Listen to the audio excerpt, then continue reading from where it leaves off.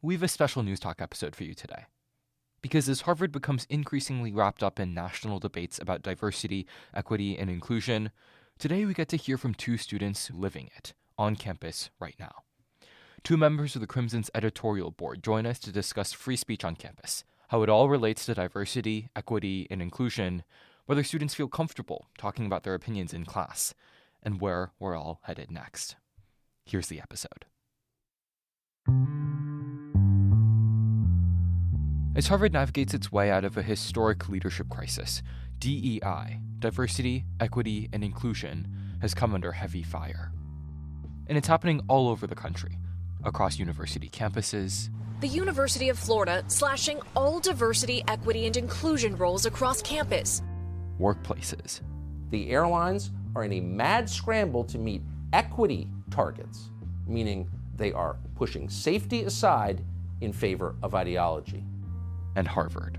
Claudine Gay is officially out at Harvard, but the fight over DEI has only just begun. DEI, critics say, is also about free speech. The idea that principles of diversity, equity, and inclusion hinder students from speaking freely and openly on campus. But the thing is, when people talk about DEI, a lot of times they don't have the same idea of what DEI is. It's new and novel and not universally defined. But here's what we can define. As Harvard debates the boundaries of free speech, out of Harvard's class of 2023, more than 65% surveyed were progressive or very progressive, only 12% conservative or very conservative, and 22% moderate. The university has a set of DEI offices, including a central office for equity, diversity, inclusion, and belonging that deals with university-wide programming, and individual school units that provide student services, like the college's Office of BGLTQ Student Life and the Women's Center. But life on campus isn't always how people outside describe it to be.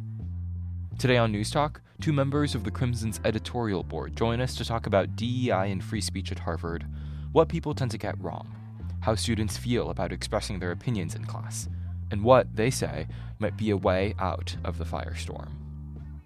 From the Harvard Crimson, I'm Frank Zhou. This is Newstalk. When equity is under attack, what do we do? Stand up, fight back! What do we do? Stand up, fight back! Hi, I'm Allison Farrell. I'm a Crimson editorial editor. And I'm Tommy Barone. I'm a Crimson editorial chair. Thank you so much, Allison and Tommy, for joining us. So let's get the lay of the land to start. What is DEI in the first place? I think it's worth thinking of DEI in the context of two distinct but related ideas. The first is the kind of loose set of principles that aim toward diversity, equity, and inclusion. And then there is the bureaucratic instantiation of those principles. Yeah, I would agree with everything that Tommy just said. But I think when we think about why we have a three-letter acronym, it's because we do need to do more than just make sure people have the resources they need. We have to really work proactively to ensure that everyone feels as though they're part of the group. Everyone feels capable of taking advantage of the resources presented to them. So this feeling of belonging and of inclusion, I don't think there's disagreement on the grounds that people should feel belonging in a community like Harvard, but there are many, many critics of DEI, and I wonder if we could walk through some of the biggest and loudest of those criticisms. The loudest end is people like Chris Rufo or Elise Stefanik, right-wing and new right politicians who have latched onto DEI as their latest case study in the way that the left has gone awry. So Harvard was once the nation's preeminent university, and suddenly it's been invaded by these radical left-wing thinkers. You've seen excellence go out the window and this kind of Orwellian doublespeak language that no one's ever heard of that turns people against each other. That's the standard right-wing criticism. And then I think there's a second group of criticisms which are more academic, typically coming from a left or center-left perspective. Often they come from professors, people inside the gates. One of the main criticisms is that DEI can feed a culture of censoriousness on one hand, or on another hand, can engage in this kind of ineffectual box checking that can turn people against each other in some cases without really delivering on substantive improvements in metrics that we should care about. And I think to an extent, DEI has become a symbol of something feared by the right wing that threatens the very way they envision our country. We have to be careful to not engage with the phantasm of DEI as if that is really what DEI is. We have to engage with it as a mischaracterization. I agree with Allison's characterization that to a substantial extent, both groups of critics are really thinking of their standing issues with the institutions and then are conjuring DEI as a representation of those criticisms. That's why I think it's important to point out that many times these are facets of a school's culture that are being critiqued rather than a particular bureaucratic apparatus. So let's dive deep then into Harvard culture, if you could even assign one stable label for that in the first place. What are the critiques that tend to get lumped under the DEI umbrella here? I think one, a understanding that people have perhaps become too interested in one's own status as a victim, in understanding things that are uncomfortable or difficult or divisive as harmful, as threatening. For example, you'll enter a lot of conversations in the dining hall or in clubs or in classes where someone's in a position that is maybe center left, roughly the middle of the country, usually not something on the right because there's very few conservative students here. And you'll immediately hear a rustling in the room and you see students look at each other. And often if a student who disagrees with that person is particularly outspoken, they'll say something like, I think that's pretty crazy, or I think that that's an insane thing to say. And I think that drawing of narrower and narrower lines about what is appropriate and what deserves social sanction actually does exert a meaningful, although not all-consuming chilling effect on college campuses. And I do think it's worth having a conversation about whether that's gone too far. I think, though, and maybe you have some personal experience to counter this, that I just haven't experienced that necessarily. I haven't really seen many instances where people who express centrist, certainly, positions are met with rebuke of any kind. I think most Harvard students would agree that they would feel totally uncomfortable expressing a conservative position in a lot of social settings. And I think the fact that that's the case suggests that Harvard does have a problem. But I do think, though, at the same time, you express that opinion, and I think many other people would have as well. So I think there might be a difference we have to draw between when opinions might be uncomfortable to express or you acknowledge that they're unpopular, and when those opinions seem to come with a real threat of retribution of some kind, whether social or other. I think if retribution were the bar, then we have a pretty weak commitment to free speech. At the end of the day, there are very few cases where classroom discussions are going to end up in a revoked job offer or a rejection from a social organization or something like that. In truth, the sanction is social. It's about how your peers look at you. And if you're in a room and if you don't have a view that you're incredibly passionate about on a given subject, it is easier by far to keep quiet about the subject than to engage and have people's opinions about you shift.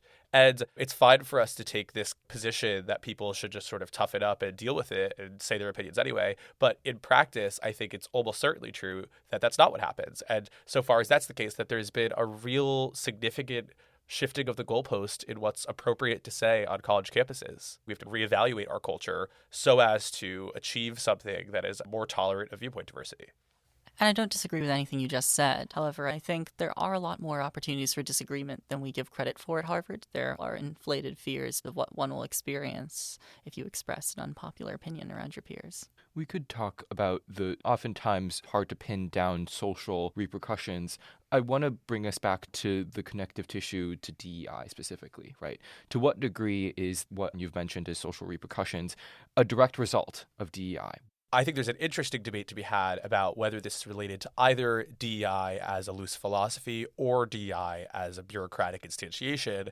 At the end of the day, there are very few people on campus whose lives are really shaped all that much by bureaucratic DEI, by the physical bodies that represent institutional diversity, equity, and inclusion at Harvard. Nevertheless, those organs of the administration do signal what is approved by the powers that be on some levels. In practice, it has allowed some portions of its bureaucracy to take positions that have some degree of tension with a commitment to free speech and academic freedom. What would some of those positions be? Where do you see these moments of institutional intervention as overstepping?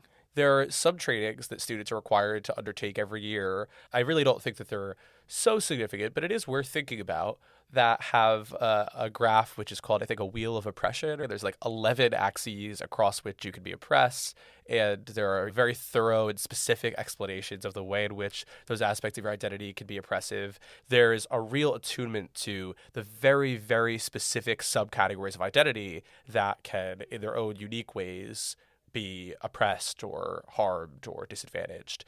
And maybe there's some truth value to those things, but I do think that they're closely related to the culture of censoriousness, because it encourages people, I think, to silo themselves by identity or by experience, to make these really proprietary claims to having a hold on the truth. So I come from this group, so only I can speak on this group, which is also pretty counter to academic freedom and free discourse.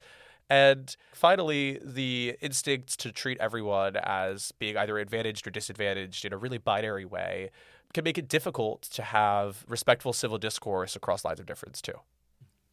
And at the same time, though, I think it's a problem that can be solved through addition and not subtraction. I would hate to lose these frameworks, but instead we need to add to them. We need to add that element of civil discourse, the idea that these frameworks themselves are not set in stone. They're not commandments that have been given from above. They're things to be questioned, ideas to be developed, and I think we have an important place in doing that as students here. Even as we call for addition, though, we can't deny that the crisis on campus in the days after Hamas's October 7th attacks on Israel and the war in the Middle East that's broken out since has split sharply along religious, ethnic lines. And I'm curious to what degree you see DEI as a factor in all of this. Christopher Rufo, as you mentioned, Tommy, clearly a critic of both critical race theory and DEI, who's come out strongly in the wake of Claudine Gay's resignation. Where are we now in the wake of a leadership crisis at Harvard, and how does DEI fit into that? I think at the end of the day, the interesting and useful thing to critique is Harvard culture. And some critics are identifying aspects of Harvard culture when they talk about DEI, but I want to be really clear that people like Chris Rufo are really just using this as an opportunity to further a long-running assault on two things, which is the independence of American education, one, which they view as a font of wokeness or something, and then secondly, on an accurate accounting with America's long and in many ways very ugly racial history. So I think we need to be clear-eyed about that. At the same time, this episode of Campus Turmoil is a good case study in what's wrong with Harvard culture. I think we've seen vastly less attention, for example, paid to how we can have discourse about the underlying geopolitical issues here, and far more really combative and often unproductive protest. I think that it's been really disappointing to see how each of the sides in their own ways have been, I think, often very unreasonable, have been unempathetic to the other side. And that's not to take a preachy position on them. We're all students. We're all quite young. At the same time, I do think it suggests that Harvard culture has gotten excessively censorious. I agree. Everything, Tommy, you just said.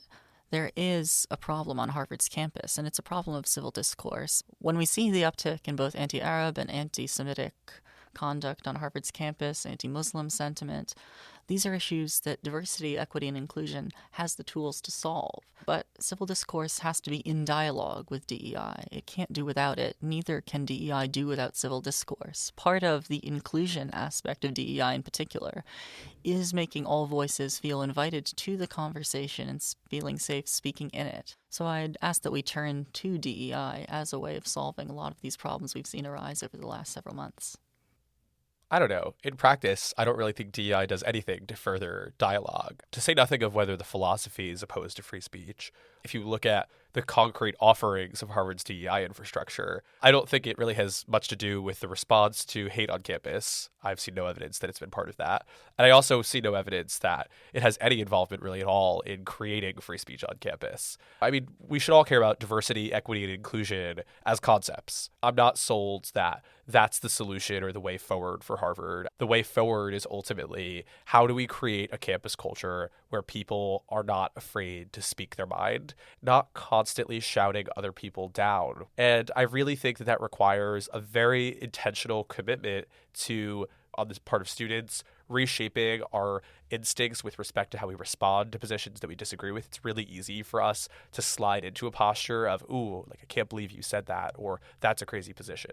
Well, that's exactly why I say diversity, equity, and inclusion, Keely, really is empty without civil discourse. And in a similar vein, civil discourse without DEI seems wholly irresponsible. We need to make sure that the barriers of access and participation are sufficiently low, that those who want to participate can. Harvard's DEI culture hasn't been effective because they start from the top down. When we look at a massive institution like Harvard that has thousands of employees, thousands of students, there's no way to actually affect the experience of those faculty, of those staff, of those students, unless these things start at a much more grassroots level. And I think that's the greatest failing of both of these problems at Harvard. We still need to work towards greater diversity, equity, and inclusion. We still have to work towards greater civil discourse, but that can't start in an office. Yes, we should fund these offices, these programs, but that's not enough. It's barely scratching the surface of what we need to do if we want to build a community that is capable of civil discourse and at the same time includes a diverse array of individuals who feel able to access the conversation and participate in it fully. A series of recent news items that have been wrapped up into conversations and critiques of DEI is Black academics and administrators who have had allegations of plagiarism levied against them. We've had 4 now across Harvard, and I'm curious how you see this fitting into the debate, if at all. I think it's incredibly patently racist. The witch hunting of Black female academics is incredibly patently racist. If you read Chris Rufo's Twitter these days, he is actually just using DEI to be a pejorative for Black, which is incredibly distasteful.